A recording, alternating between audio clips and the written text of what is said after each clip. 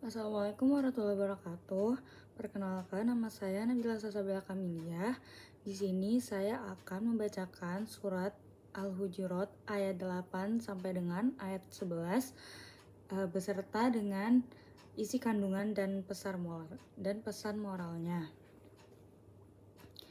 A'udzu billahi minasyaitonir rajim. Bismillahirrahmanirrahim. Fadlan minallahi wa ni'mah. Wallahu alimun hakim. Wa in ta'ifatani minal mu'minina qatatalu fa aslihu bainahuma. فَإِن بَغَتْ إِحْدَاهُمَا عَلَى الْأُخْرَى فَقَاتِلُوا الَّتِي تَبْغِي حَتَّى تَفِيءَ إِلَى أَمْرِ اللَّهِ فَإِن فَاءَتْ فَأَصْلِحُوا بَيْنَهُمَا بِالْعَدْلِ وَأَقْسِطُوا إِنَّ اللَّهَ يُحِبُّ الْمُقْسِطِينَ Innamal mu'minuna ikhwatun fa aslihu baina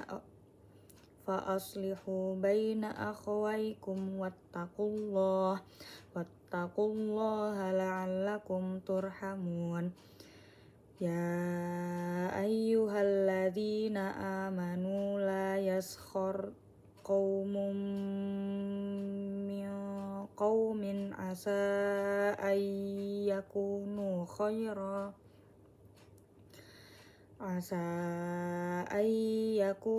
khairan minhum wala nisa'um min nisa'in asa ayyakunna khairan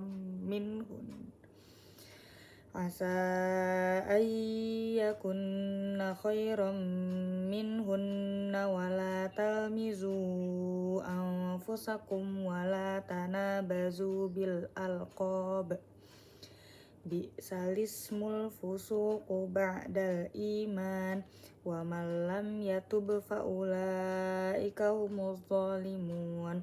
Shadaqallahul azim. Selanjutnya ada isi kandungan pada ayat 8 adalah bahwa kebaikan yang diperoleh umat beriman adalah karunia dan nikmat dari Allah yang membuat mereka cinta pada keimanan dan membenci kekufuran, kefasikan, serta kedurhakaan. Lalu, isi kandungan pada ayat 9 yang berisi tentang perintah untuk mendamaikan dua golongan mukmin yang bertikai secara adil dan menegaskan bahwa Allah menyukai orang-orang yang bersikap adil dan menyelesaikan konflik.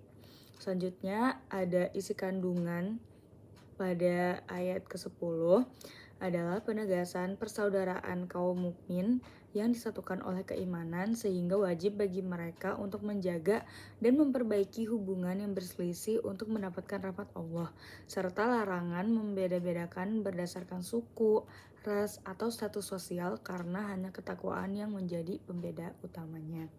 Yang terakhir ada kandungan dari ayat 11 yaitu larangan untuk saling menghina atau merendahkan satu sama lain baik laki-laki maupun perempuan karena hal itu dapat menimbulkan perpecahan.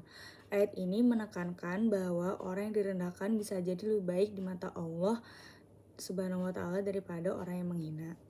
Pesan moral dari Quran Surat Al-Hujurat ayat 8 sampai dengan ayat 11 itu yang pertama ada menjaga persatuan dan perdamaian dengan meredam konflik dan permusuhan di antara sesama muslim.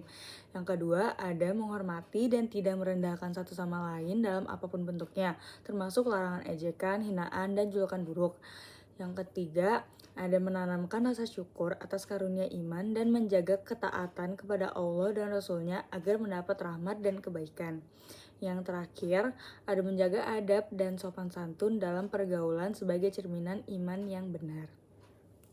Nah, bagaimana sih Quran Surat Al-Hujurat ayat 8 sampai dengan 11 menggambarkan hubungan antara iman kepada Allah dan Rasul-Nya, persaudaraan sama muslim, dan larangan mencela serta etika sosial yang menjaga kehormatan manusia.